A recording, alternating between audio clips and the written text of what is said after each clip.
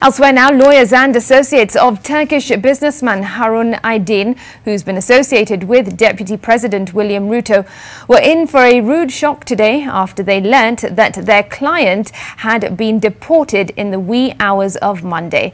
Well, our reporter Ngina Kirori was there covering the story, and she now joins me live in studio. Ngina, what is it that we know so far? Well, Smriti, so far we know that Harun Aydin was set to answer charges of financing terror activities in the country by the anti-terror police unit, but he never actually made it to court after his legal team confirmed suspicions that he had been deported, and they now say that they will take legal action to bring him back into the country. Let's listen into more of what they had to say. It's terrible for this country. When you arrest someone from the streets every day, say that he has financed terrorism, then as a government you don't even have the guts to bring him to court so that you can see that process through. It shows how shameless, and this is so unfortunate that this government is. But as his lawyers, we will challenge the process to deport him because deportation is done according to a certain procedure and laws. Na mnajua kuanzia juzi vile wamekuwa kituzungusha, sasa kwa sababu hii ukora ya siasa ya Kenya hii,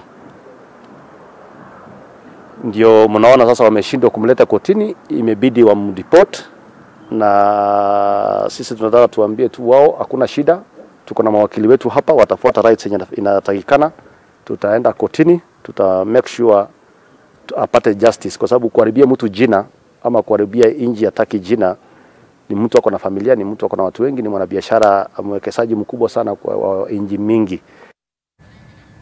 Now, of course, the Turkish businessman had been part of Deputy President William Ruto's entourage that had gone to Uganda this past Monday on what was said to be a private visit. But upon his return this past Friday, he was intercepted by police officers from the anti-terror police unit who brought him in on charges, like I had said before, of funding terror-related activities. Now, his lawyers say that they're going to be filing a judicial review, which is a process of having executive or legislative decisions reviewed by the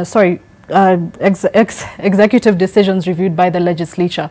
They also say they haven't been in personal contact with Harun Aydin to know that he is in good form, and there's not really been a statement from the Turkish embassy as of now as to whether he was actually deported or taken in, or whether he actually left by his own will. But we'll be collecting more details to provide in our 7 p.m. and 9 p.m. bulletins. Back to you, Smriti.